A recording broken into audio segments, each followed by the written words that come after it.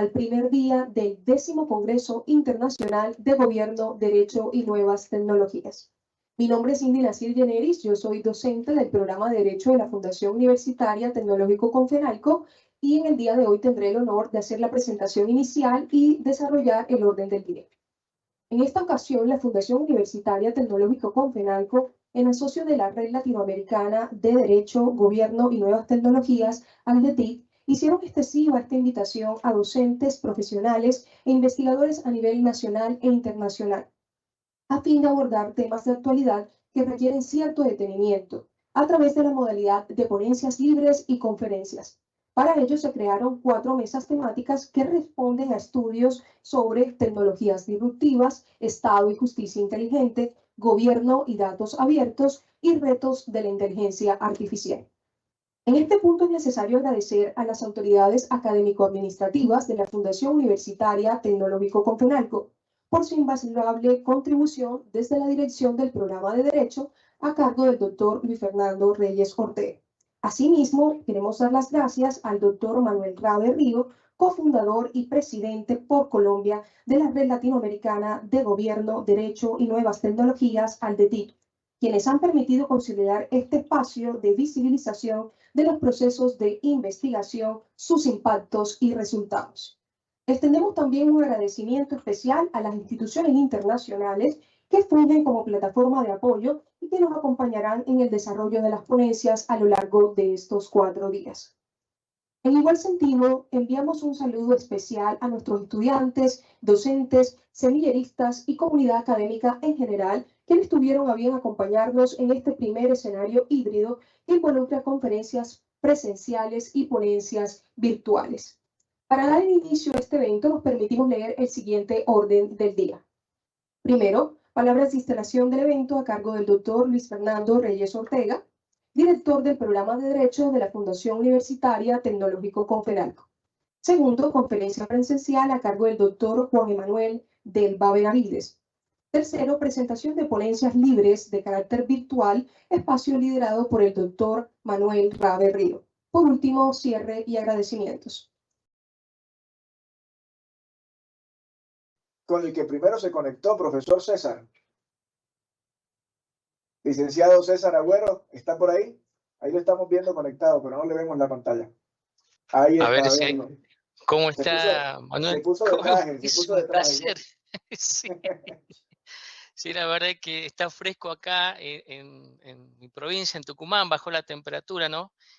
Más que todo, Manuel, verte con lo que estabas hablando recién, lo que exponía el maestro, ¿no? Que hablaba también la gente de España, es algo muy importante lo que dijo al final, creo que es algo que va a sumar de alguna manera a nivel LATAM. Y bueno, la verdad, y la exposición de Manuel, excelente. Un poco vamos a dar un par de tintes de eso. Pero más allá de eso, obviamente te dejo que sigas hablando de ti. Te pido disculpas por ahí por la intromisión, ¿no? No, maestro, muchísimas gracias por acompañarnos. Y el licenciado César Agüero es ingeniero. Y en esta ocasión nos va a hablar de temas de seguridad informática. ¿Cómo es el título de la ponencia, profesor?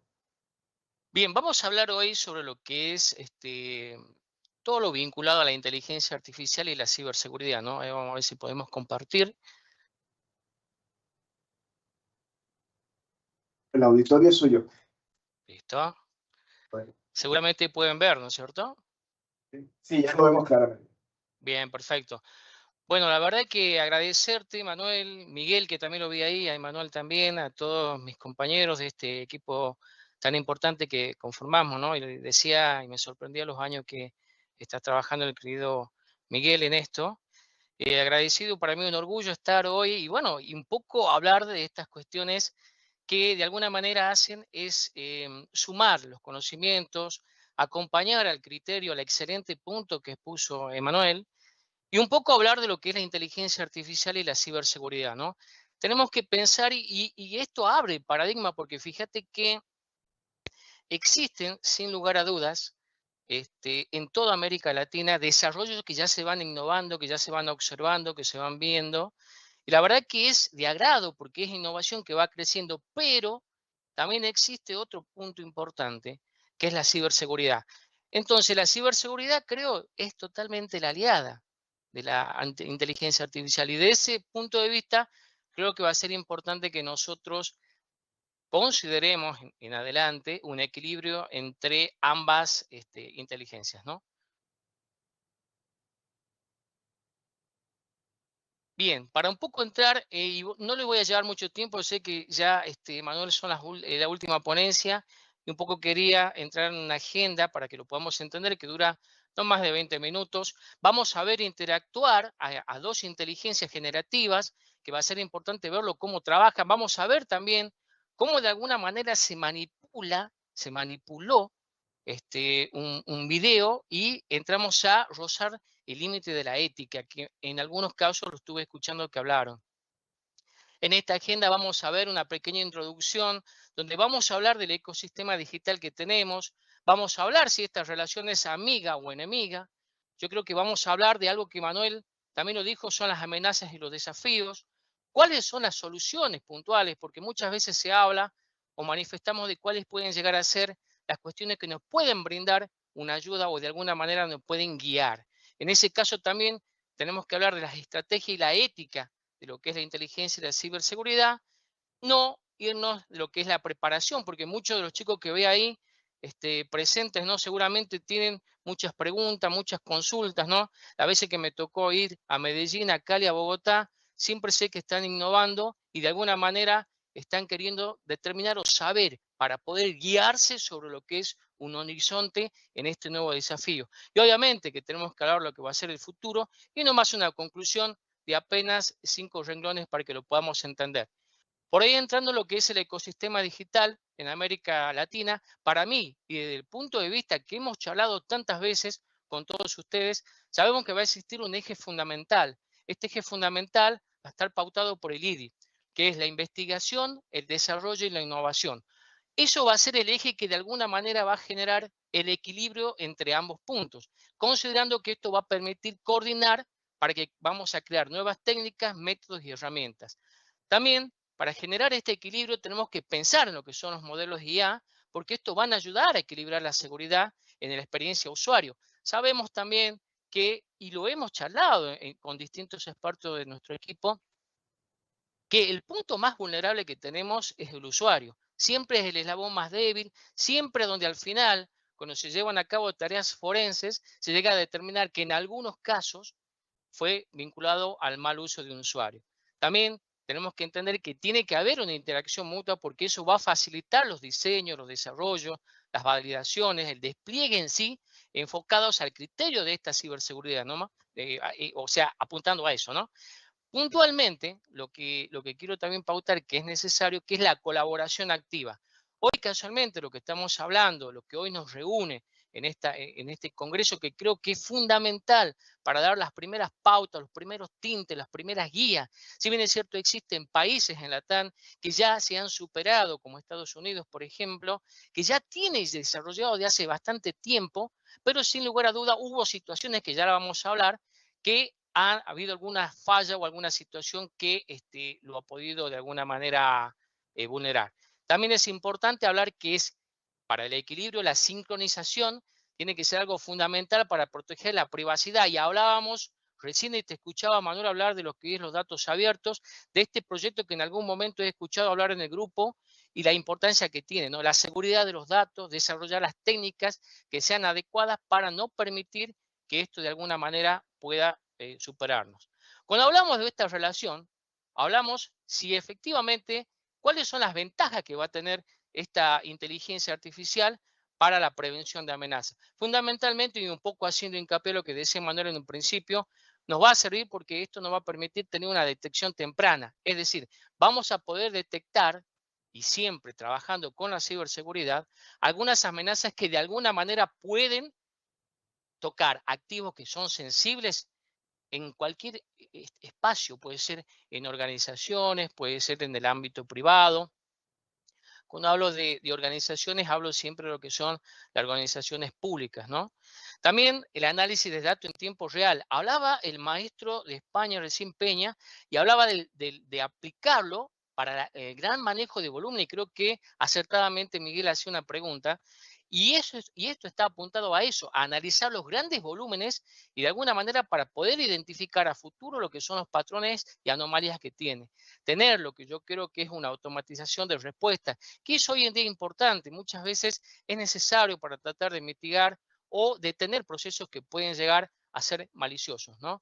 Yo creo que hay que hacer una mejora continua, hay que aprender, como este tipo de congreso, adaptarse a estas nuevas tácticas de ambas, que ir de la mano de las dos para obtener los resultados que sean acorde a nuestra sociedad, acorde al municipio, por ahí como lo pautabas, Manuel, en un principio. Identificar lo que son las amenazas avanzadas. En este caso, Argentina en estos momentos está sufriendo un ataque de malware de un conocido virus, Brockwell, que lo estamos analizando porque este virus, que es un troyano, estamos analizando si no hay una cuestión vinculada a la inteligencia artificial. Se está trabajando o trabaja en segundo plano y no te enterás cuando puede acceder a tu teléfono. Obviamente que lo que hace es indefectiblemente tomar lo que son cuentas bancarias y o credenciales que vos tengas en el celular para uso obviamente delictivo, ¿no? También hacer en algunos casos, porque este tema, lo que hablamos hoy de la inteligencia, es un tema muy amplio que hemos hablado ya en distintas oportunidades. Entonces, muchos también hablaron de lo que era la reducción de los falsos positivos. En ese aspecto también podría de alguna manera ayudar. También tenemos lo que son los ataques de IA, y hablaba recién de lo que es este troyano, la interpretación de las decisiones, un tema fundamental al momento. Seguramente Manuel se está preguntando algunas cuestiones al momento de que se toman decisiones o que la IA tiene que tomar decisiones. Porque en este proceso, por ejemplo, Estados Unidos, hace 18 meses atrás, en el mes de noviembre, tuvo un ataque sobre su inteligencia artificial. Entonces, es un tema que nosotros tenemos que entender. El Ministerio de Defensa de Estados Unidos tenía un sistema de defensa a través de misiles y esto fue público a nivel mundial, fue vulnerado. Entonces, eso es importante que nosotros podamos de alguna manera interpretar qué es lo que hace la inteligencia artificial, más allá de que sabemos que de su concepción ha sido creada para imitar a las personas, al hombre. Entonces, pero más allá de eso, tratar de interpretar lo que hace. La dependencia de la DIA es otro de los riesgos también que tenemos, la excesiva dependencia, ¿no? En este caso hablaba, por ejemplo, y ponía de ejemplo el anterior, en Estados Unidos. Los sesgos y la discriminación. Sabemos que la inteligencia puede de alguna manera heredar los sesgos y también puede llegar a discriminar o puede tomar decisiones injustas. Entonces, en ese caso vamos a tener que llegar a determinar estas cuestiones, ¿no? Los costos y recursos. Obviamente que para implementar este tipo de soluciones tiene un costo, ¿no? Pero yo creo que con la capacitación y muchos otros factores, por ejemplo, este tipo de eventos nos va a permitir ir creciendo y ser abierto con los conocimientos, como lo estoy haciendo, para que nosotros podamos crecer en este ámbito. Fundamentalmente, y lo hablabas recién, Manuel, también, creo que Miguel lo dijo, y Emanuel, la regulación y el cumplimiento. Es importante que tanto en la IA como en la ciberseguridad exista un cumplimiento normativo para esto. Obviamente que hablamos de lo que son las amenazas actuales, ¿no? Hablamos y existen muchísimas amenazas, o sea, no hay un parámetro, una medición exacta por ahí, no hay, sé que se está trabajando mucho en lo que son algunos datos, algunos puntos, algunas estadísticas, pero fundamentalmente lo que tenemos que apuntar son los ataques de ransomware que hoy en día nos está pasando acá en Argentina, y creo que también se ha detectado a través de distintos organismos internacionales, por ejemplo, como la OEA, que existen algunos grupos o ciberdelincuentes que ya han sido identificados y que de alguna manera se está siguiendo sus pasos. También tenemos que tener como otro tema dentro de las amenazas el robo de credenciales. Y esto habla por ahí que pasó hace poco acá en Argentina, que seguramente tuvo connotación a nivel en América Latina, que es que robaron la base de datos de la Agencia Nacional de Seguridad Vial, donde estaban las credenciales de manejo de toda la mayoría de los argentinos. Entonces hablamos del robo de credenciales para que luego posterior sean utilizadas de alguna manera para fines obviamente delictuales, ¿no? El malversating, que también es otra de las cuestiones que tenemos que entender, estos sitios que están de alguna manera tan bien desarrollados, tan creíbles, y que de alguna manera tenemos que empezar a trabajar, de buscar ese equilibrio para que esta inteligencia y la ciberseguridad de alguna manera puedan llegar a determinar estas cuestiones. Los ataques a dispositivos de Internet de las Cosas. Sabemos, y hay un sinnúmero de casos que de alguna manera fueron atacados, algunos dispositivos que son propios de nuestra casa, algunos dispositivos que están marcados como Wi-Fi de invitado en alguna empresa fue vulnerado. O sea, hay un sinnúmero de acciones que la tenemos que considerar como tal. Ataque de lo que es la suplantación de identidad también, y robo de identidad y fraude en línea, que es algo que a nosotros nos preocupa. Bueno, un poco para ir adelantando, hablamos de lo que son el patrón GANs, que son redes generativas adversativas, y yo le hablaba de lo que vamos a ver ahora en vivo, cómo trabaja una inteligencia y cómo se interactúa otra. O sea, vamos a ver cómo trabajan estas dos redes neuronales, porque de esta manera, toma ese trabajo, esas decisiones, estas inteligencias, y de alguna manera pueden volcarse en el otro sentido, que muchas veces hemos hablado, ¿no? Vamos a ver, espero que tenga audio.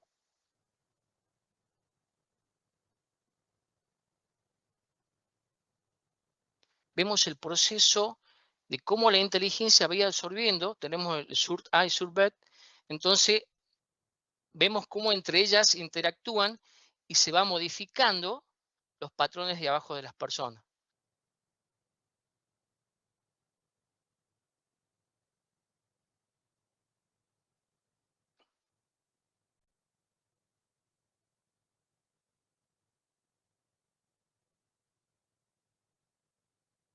Fíjense cómo muta y modifica la inteligencia, y esto lo que están viendo es trabajo netamente de interacción entre estos dos patrones. No existe la interacción de personas. Estas dos inteligencias generativas, adversativas, lo que hacen es utilizar el aprendizaje, obviamente que va a estar supervisado, y de esta manera puede generar esto. Quería un poco compartirles lo que puede llegar a ser y lo que podemos llegar a visorar, ¿no? Porque sabemos que la inteligencia artificial no tiene en sí un techo hoy en día. Si bien es cierto, estamos generando lo que es en Latam leyes y normativas, ¿no? Observen cómo se va modificando con distintos patrones y van trabajando. En este caso hace un movimiento de balanceo de nivel medio hacia la derecha, hacia la izquierda, y luego hace un intercambio. Fíjense cómo a través de una sola imagen puede modificar distintas imágenes a la vez.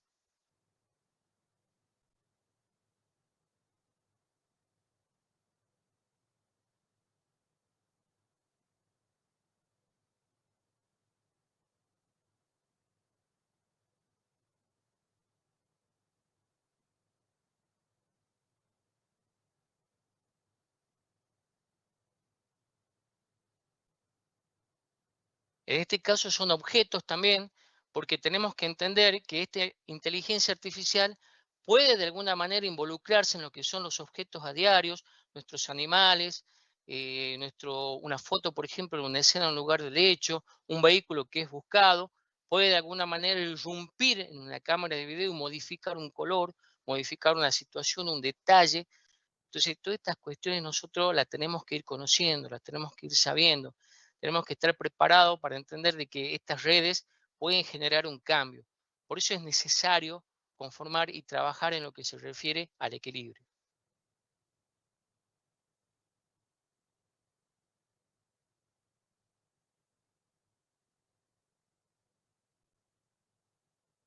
Fíjense cómo cambia de color, cómo va modificando los ambientes.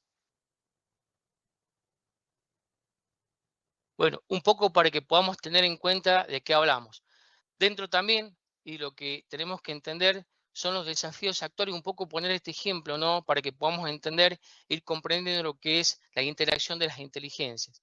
Hablamos de lo que van a ser los desafíos, que creo que Manuel manifestó algunos, y es la generación de malware avanzados, que es algo que nosotros vamos a tener que empezar a considerar porque es un tema y debería avisar en algún momento porque nos están empezando a atacar. Los ataques de phishing que están generados por la IA, que en realidad van a empezar a llegar a los correos electrónicos y son altamente personalizados y creíbles, ¿no? Los ataques de detección de vulnerabilidades. O sea, identificar automáticamente este tipo de situaciones o de aplicaciones que estén suplantando, los ataques de suplantación de voz, que ya vamos a ver con respecto a lo que es lo ético, cómo se pudo hacer esto. Son apenas unos segundos, pero quería también compartirlo con ustedes, el ataque de reconocimiento avanzado. Esto es algo que la verdad que está preocupando porque en este caso que yo hablaba de hace 18 meses atrás, hubo un ataque de reconocimiento avanzado hacia el Ministerio de Defensa de los Estados Unidos, y en este caso ha permitido de alguna manera que vulnerar, ¿no?, este ataque, y se lo ha denominado un ataque de reconocimiento avanzado, superior. También tenemos los ataques de ingeniería social. Sabemos hoy en día que muchas de las personas que están siendo víctimas de estafas, muchas de las personas que de alguna manera están manejando sus tecnologías, sus redes sociales, pueden estar siendo vulneradas. Hablamos recién de Brokeable, que es una aplicación, que es un troyano, que de alguna manera se esconde bajo una actualización de Google, y la gente, pensando de que es simplemente la actualización de un motor de búsqueda, suele aceptar esta actualización, y ahí es a donde de alguna manera se ejecuta en segundo plano. Hablando de tantos desafíos, de tantos riesgos, todo lo demás, tenemos que obviamente buscar una solución y buscar algunos parámetros. Sabemos también de que en este devenir tenemos organismos públicos, empresas privadas, emprendimientos, pymes, y no para todos tenemos las mismas soluciones, y obviamente que de alguna manera tenemos que adaptarnos. Vaya aquí un punto, unos tips, digamos, de acuerdo de mi punto de vista, que nosotros, por ejemplo, podemos tener o considerar, ¿no? Por ejemplo, el firewall basado en la inteligencia artificial va a ser importante porque puede analizar el tráfico de la red, detectar cuestiones anómalas o sospechosas. Un sistema de detención de intrusión, un IDS, y de prevención de intrusiones, IPS, que van a ser los sistemas que de alguna manera a futuro nos vamos a empezar a relacionar. Las plataformas de análisis de comportamiento de usuario, WEBA, que también no va a dejar de ser importante dentro de lo que es el trabajo, buscando ese equilibrio, ¿no?, con la inteligencia artificial y la ciberseguridad.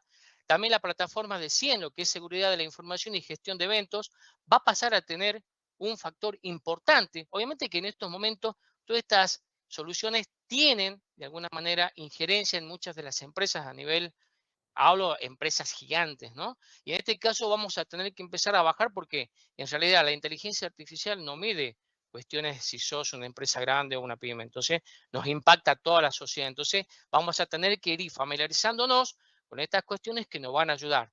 Obviamente también lo que son las plataformas de orquestación y respuesta de seguridad SOAR, que de alguna manera ellas van a automatizar y van a acelerar la mitigación de lo que son las amenazas.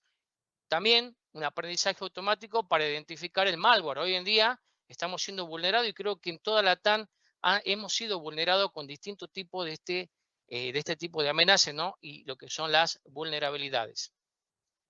¿Cuáles vamos a hacer las estrategias que vamos a hacer? ¿Por qué es necesario que nosotros busquemos un equilibrio? ¿Por qué es necesario que de alguna manera nosotros nos encaminemos, busquemos un horizonte, establezcamos cuáles son los objetivos de nuestra organización, de nuestra empresa, desde el Estado, desde una fiscalía, desde una dependencia policial, de donde cualquier lugar que sea? Tenemos que empezar a plantear lo que son las estrategias, ¿no? Tener un plan de seguridad, un plan de ciberseguridad, y aliado con esta inteligencia artificial, que permita de alguna manera crecer en este ámbito en común. Por lo pronto, entre las estrategias, creo que lo más importante es la identificación de amenazas avanzadas, que no deja de ser un tema importante, ¿no?, y efectiva. El análisis contextual, eso va a pasar a ser algo muy importante, un tema, va a poder de alguna manera tener una relación entre distintos eventos, vamos a poder reducir los falsos positivos que algunas veces se detectan, ¿no? Hacer un escalonamiento automático, es decir, que la inteligencia y la ciberseguridad, al momento que sean atacadas, vayan de alguna manera automáticamente y a medida mitigando ese ataque para evitar un ataque mayor. Esto seguramente es algo que ya se viene trabajando en algunas inteligencias, porque a nivel LATAM sé que existen muchos laboratorios. Acá en la República Argentina tenemos laboratorio, acá en la provincia de Tucumán tenemos laboratorio, y se van haciendo cada vez cosas que son más interesantes, más importantes, obviamente siempre apuntadas a nuestra sociedad. La identificación de comportamiento anómalo, que ya lo habíamos manifestado, la automatización de flujos de trabajo y una identificación proactiva, es decir, la posibilidad de evaluar automáticamente aplicaciones y sistemas que busquen vulnerabilidades en nuestro sistema para de alguna manera frenar esta situación, ¿no? También dentro de lo que es la ética tenemos, y hablábamos recién del proyecto que Manuel comentaba, ¿no?, que es hacer una transparencia y simplicidad de los modelos de IA. O sea, es necesario que estas redes neurales profundas, como en el video que vimos, sean fáciles de interpretar y que no sean difíciles de comprender. Eso va a ser otra cuestión que va a marcar el futuro, ¿no? Las cuestiones de responsabilidad, o sea, saber de alguna manera o preguntarnos si esa respuesta que va a dar esa inteligencia es inapropiada o no.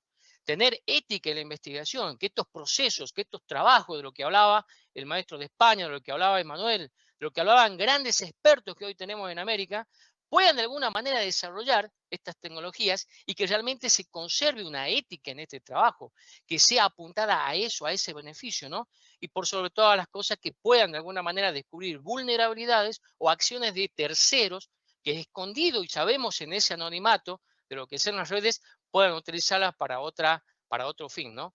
Obviamente el desarrollo ético, el respeto a los derechos individuales. Y aquí hago y apunto a lo que decía Manuel, y por ahí lo que hablamos en algún momento y lo que siempre defiende, lo veo en cada ponencia, Miguel, sobre lo que es el respeto a los derechos individuales, a hablar sobre nuestros niños, nuestros adultos, nuestros ancianos, nuestra familia, nuestro metro cuadrado, que este sistema de alguna manera busque un equilibrio para que pueda de alguna manera incluir nuestros derechos privados, que no exista una discriminación, que realmente se respete lo que son los derechos individuales para que podamos tener un ámbito propio, ¿no? Obviamente, y sin lugar a dudas, este debe ser el punto de ética más importante, creo, de todo lo que he mencionado, y que es la auditoría y la supervisión. Creo que debemos implementar procesos que sean auditables y la supervisión. ¿Para qué? Para evaluar la efectividad de la ética en estos sistemas de inteligencia artificial y de ciberseguridad, y obviamente, como experto en ciberseguridad, hacer las correcciones de los posibles problemas, porque de eso se tiene que tratar en buscar este equilibrio, ¿no? También el cumplimiento de lo que son las leyes, que creo que también hablaron en general, tenemos que basarnos en el cumplimiento de muchas leyes que tenemos en cada país. Por ejemplo, la ISO 27001 habla de lo que es la seguridad de la información y es universal. Desde ese punto de vista, los desarrollos que se llevan a cabo en ciberseguridad e inteligencia artificial tienen que de alguna manera buscar esta línea, ¿no?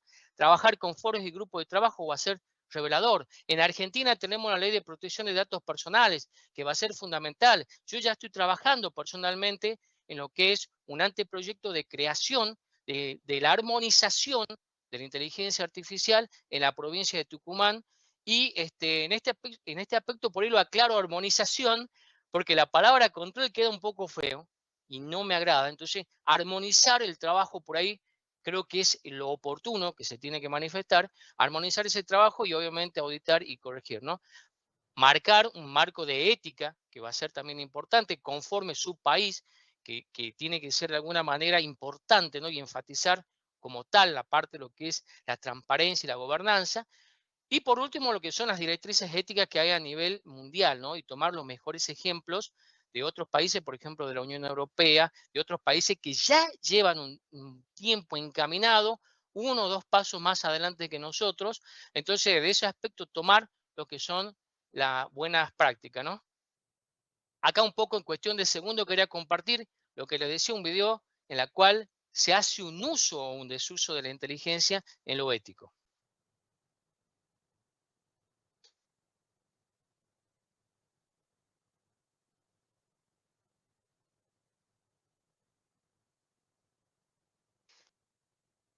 En este video están viendo cómo se utilizó la inteligencia artificial para que Messi hable un perfecto inglés, un perfecto inglés. Entonces, estamos en la presencia, de alguna manera, de que se va a manipular, y si vamos a eso, la expresión, por ejemplo, de nuestra santidad, de nuestros presidentes, de nuestros gobernantes, entonces vamos a tener que empezar a relacionarnos un poco más en el manejo y análisis para saber que no estamos en una fake news, ¿no? ¿Cómo nos tenemos que preparar? Fundamentalmente, comprender cuáles son los fundamentos. Eso va a ser fundamental. Entenderlo, Profesor, poder de alguna manera, César, ¿sí? si el anterior video tenía sonido, no lo escuchamos. Asumo que era Messi cantando ópera o algo así. Sí, te cuento que era Messi hablando un perfecto inglés, que vamos a tratar si lo quieren escuchar. Es cuando si de alguna manera, fíjate que se toma un video. A ver, déjame que... A ver ahora. ¿Lo escuchas? No, señor. Bueno, debe ser algún problema de video por un poco. Acá yo lo escucho perfecto. Bueno, más que todo, te digo, Manuel, lo que habla y lo pueden tener en internet a ese video habla que Messi está hablando un perfecto inglés. O sea, han manipulado una entrevista que tuvo él cuando terminó el partido, donde él hablaba inglés, obviamente, expresando lo que había pasado, sucedió en el partido, pero en este caso se agregó inteligencia artificial a su voz y habla un inglés perfecto, el cual Messi no habla ese inglés perfecto, y cómo se manipuló, se hizo un uso de una ética, o sea, sin su consentimiento, se logró modificar su voz y de alguna manera lo que hizo es cambiar la normalidad, si lo llamamos de esta manera, de sus palabras, ¿no? Entonces, esto preocupa porque puede pasar con cualquier presidente de cualquier país, puede pasar con un alto funcionario, hablamos de un funcionario municipal, un funcionario de Estado, de provincia, como acá en mi país. Entonces, en eso tenemos que tener mucho cuidado. Y en base a eso, Manuel, lo que decías, es muy importante hablar de lo que es comprender lo que decía los fundamentos, ¿no? Tener los conceptos básicos, lo que son participar de estos eventos, poder entender, escuchar a los maestros que tienen de alguna manera la esencia, la fortaleza, el criterio, la mirada, la guía que nosotros necesitamos en muchos de los casos para poder ir avanzando. Hacer una formación continua, presentarse en este tipo de eventos, porque de alguna manera nos van a mantener actualizados. Hacer una participación en comunidades, como lo hacemos nosotros. Acá, los que me conocen ahí, que siempre estamos en el eje de TIC, por ahí hablando o dando nuestra opinión. Hacer certificaciones relevantes también, que puedan ayudar a este nuevo desafío. Prácticas y proyectos personales. Yo le hablaba, por ejemplo, de lo que estoy haciendo vinculado al anteproyecto de control de la automatización de lo que va a ser la inteligencia artificial, y también tengo un anteproyecto de ciberseguridad. En base a esto, obviamente, con respecto a la educación, obviamente, podemos hacerlo a través de distintos grados universitarios, programas de posgrado, cursos en línea, aprendizaje autodidacta, que muchas veces lo practicamos, porque es superador, te permite quizás tener una opinión, como me pasó a mí recién, lo escuchaba al maestro de España, que hablaba de las cuestiones medievales, pero dejó mucha tela para quienes por ahí podemos entender y comprender estas temáticas. Y obviamente tener una capacitación a futuro, porque obviamente lo que es la inteligencia artificial no va a tener techo, va a seguir evolucionando, y por eso es necesario que nosotros podamos encontrar ese equilibrio, ¿no? Tenemos también que entender de que va a existir una IA explicada, porque esto tiene que existir, la transparencia y la simplicidad, lo que va a ser y en lo que es la inteligencia, la hiperautomatización que ya está sucediendo en estos momentos con procesos robóticos, la federación del aprendizaje automático, que eso va a ser fundamental y creo que están tomando la posta desde ahí en Colombia con algunos temas, el desarrollo de modelos resilientes que va a ser importante para este desafío, una protección de identidad, yo creo que eso también va a ser importante, ¿no? A lo que se refiere a la protección contra el robo de identidad, y una ciberseguridad cuántica, porque también se viene hablando de lo que es la computación cuántica y sus avances, y es muy probable que tengamos que empezar también a ir desarrollando técnicas de ciberseguridad cuántica para de alguna manera poder evitar ese tipo de ataques. Por último, y para no ser muy extenso, Manuel, sé que todos por ahí tienen que hacer muchas actividades, quería tirar estos 5 renglones y despedirme con esta conclusión final, ¿no? Creo que debemos buscar un enfoque equilibrado y colaborativo. En este caso lo estamos haciendo. Para lograrlo, los gobiernos, la industria y la sociedad civil deben trabajar juntos en la creación de marcos regulatorios sólidos y basados en principios éticos. Eso tiene que ser fundamental. Además, es fundamental promover la colaboración internacional, como lo estamos haciendo, como pasó. César, se puede hacer esto, por supuesto, estoy disponible, porque es necesario que tengamos la cooperación internacional para establecer lo que son las normas globales y garantizar que la IA se desarrolle y utilice de manera responsable y segura en todo el mundo. Obviamente que la colaboración de estos expertos, la ética, la educación, van a ser las piedras angulares en este proceso con miras hacia el futuro. Debemos tener, y le digo a todos los que están escuchando y los que están presentes, tener un horizonte igual todos, una mirada. Podemos tener distintas opiniones, podemos tener distintas miradas, pero tenemos que fijarnos en un futuro donde América Latina esté unida en este desarrollo, de que exista un espacio abierto para opinar, colaborar, utilizar, enseñar, aprender, como me pasó a mí ahora que estuve aprendiendo con lo que decían estos maestros, y de esta manera generar un espacio de inteligencia artificial y de ciberseguridad que sea amena y afín para todos nosotros. Bueno, la verdad que Manuel, Miguel y Emanuel, muchísimas gracias. También agradecerte a la universidad y al grupo nuestro haber llevado a cabo este congreso, ¿no?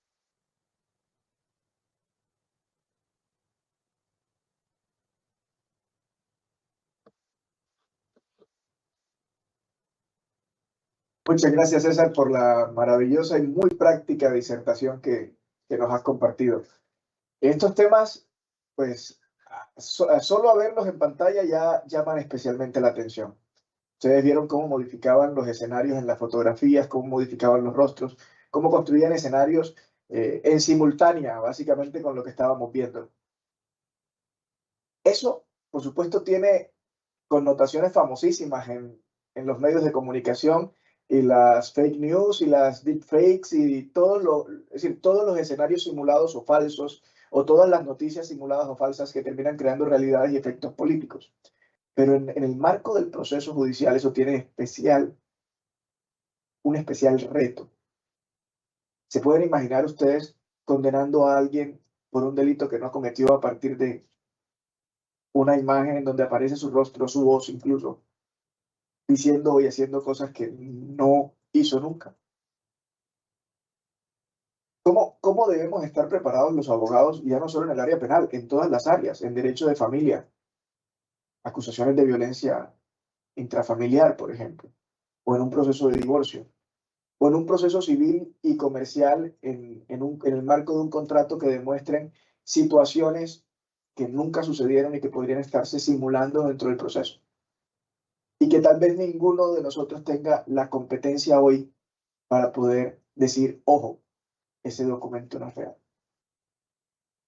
Y aún así, el sesgo o el prejuicio o el impacto que puede tener en quien decide o toma la decisión judicial a partir de estos elementos que parecen tan reales, pero que definitivamente no lo son. La seguridad de la información, entre muchas otras cosas, tiene en esencia asegurar la disponibilidad de la información, la confidencialidad cuando se trata de documento confidencial y la integridad, es decir, que el mismo no ha sido alterado. Eso mismo se predica del papel, del título valor, del documento auténtico, de todos los documentos que utilizamos, digitales o no, para demostrar, para usar la prueba, para hacer ver a quien no estuvo en los hechos qué fue lo que realmente sucedió. Ese es uno quizá de los tres elementos clave del ejercicio del derecho. Aprendemos hermenéutica, sabemos leer la ley de forma técnica, diferente a como la lee quien no se ha entrenado para hacerlo. Manejamos las pruebas y conocemos el procedimiento. Nos están cambiando uno de los tres elementos. Nos están haciendo una revolución, uno de los tres elementos que indiscutiblemente tendrá impacto en los otros dos. El reto es grande y nos corresponde a ustedes y a nosotros hacer el camino. Muchas gracias a todos por habernos acompañado esta mañana de hoy. Profesor César, tenemos cita en México. Emanuel nos está diciendo que en octubre tenemos que estar en Guadalajara. Y vamos a estar, como siempre, Manuel, un honor, un abrazo enorme desde Argentina para todos ustedes. Colombia, un país que la verdad que estoy arraigado por participar con distintas organizaciones, ¿no? La Fiscalía General de la Nación, Policía Nacional, que en algún momento tuve la posibilidad de colaborar, de hablar sobre distintas temáticas, ¿no? Y hoy aportar lo que es este trabajo y bueno, obviamente México presente, puede estar presente porque considero que es importante que estas temáticas, estos puntos, ¿no? Puedan debatirse, hablarse, enseñarse y aprender también en este contexto, en este marco, ¿no? De los congresos. Mi amigo querido, ¿cómo estás? Buen día. Miguel, un honor escucharte y felicitarte por todo el trabajo que estás haciendo. Ahí escondido, Emanuel también lo veo, pero la verdad que un grande de poder escucharlo a ustedes, ¿no? Estamos en plan de humildes. Quería contarle a los chicos la diferencia entre un hacker sombrero blanco y lo que vamos a hacer en estos días, porque ya estoy pidiendo una lista acá de cuentas que vamos a atacar de algunos profesores, de algunas personalidades. Excelente. Entonces, acá me pasaron una lista de que quieren agarrarnos WhatsApp. Entonces, quédate los otros días, vamos a tratar de hacer algunas prácticas y muestras con Shodan, con Nmap y con algunas otras cosas para mostrarle a los chicos cómo funcionan y que los abogados se preparen en ciberseguridad. No me dejes solo, estamos pocos, acá está lleno de abogados. Prometo que vamos a estar, aparte del viejo Nmap, un programa que es utilizado desde hace bastante tiempo. Estas técnicas, ¿También? y en eso comparto, Miguel, es necesario que todo, tanto abogados, profesionales, todo lo que de alguna manera somos parte de la sociedad, que lo que llevamos a cabo cada una de nuestras tareas, sepamos de qué se trata esto, ¿no? ¿Cómo se hace un hackeo? ¿Cómo se vulnera? Porque normalmente se habla, y es un tema de tabú. En el caso mío, vos sabés, como hacker de sombrero blanco, nosotros muchas veces lo que hacemos es avisar o dar a conocer las vulnerabilidades. En este sentido, obviamente, Argentina, y yo me hago cargo, nosotros tenemos poca cultura de ciberseguridad, estamos en ese camino, trabajamos constantemente para ir mejorando, pero fíjate que en este camino vamos aprendiendo y tomando la lección de lo que nos sucede, ¿no? Por eso yo comparto con ustedes y siempre estoy en el grupo apoyándolos porque creo que es necesario compartir los conocimientos, es necesario entre profesionales que sepamos para que nosotros principalmente apliquemos en nuestro metro cuadrado y eso va a llegar a ser fundamental desde nuestro metro cuadrado en adelante. Creo y considero que es importante contar conmigo, vos sabés que siempre voy a estar cuando me necesiten, no tan solo por la cuestión profesional, sino también por la calidez humana con la que siempre me han recibido y lo tengo que manifestar el cariño, el afecto en Cali, Medellín, Bogotá, el respeto de los profesionales es único, la verdad, que a mí me desvela muchas veces, me encanta cuando me dicen, César, podés sumarte yo con el mayor de los placeres, ¿no? Muchas gracias. Mañana para todos arrancamos a las 9. Vamos a hablar de salud digital infantil. De allí siguen otras ponencias. Y pasado mañana también vamos a estar haciendo un laboratorio de hacking. Así que todos los que quieran ver cómo romper algo son bienvenidos acá. ¿Sí? Y el viernes cerramos. Y el viernes cerramos todos presos en la comisaría, pero no importa, habiendo aprendido. No va. Lo vamos a salvar a todos los chicos. Bueno, bien, habiendo cumplido la jornada de hoy, damos por finalizado el primero de 4 días programados para el 10º Congreso Internacional en Gobierno, Derecho y Nuevas Tecnologías. Profesor, no, decano, haga usted el cierre. Bueno, no, por parte del Tecnológico Confenalco, de verdad que es un honor tenerlos a todos ustedes acá. Ha sido una conversación amplia, amena y creo que nos pone a pensar de una manera diferente, a tener mucho más cuidado con la información y a ser también un poco más exigentes con el derecho que tenemos a conocer los datos, ¿cierto? Creo que ahí el tema de datos abiertos es fundamental. Muchas gracias, doctor César, a todos los que nos han acompañado desde España, desde México, Canadá, Colombia, creo que ha sido de Argentina, creo que ha sido un escenario bastante nutrido, que así como nos muestra elementos de avance diferentes en cada uno de los países, también muestra que tenemos unos aspectos en común en los que venimos trabajando. Y creo que allí es donde hay que hacer énfasis para lograr armonizar y seguir construyendo o realizando este ejercicio que definitivamente todos tenemos el compromiso de ir colocando un grano. Bueno, nos vemos mañana para continuar con este escenario. Muchas gracias.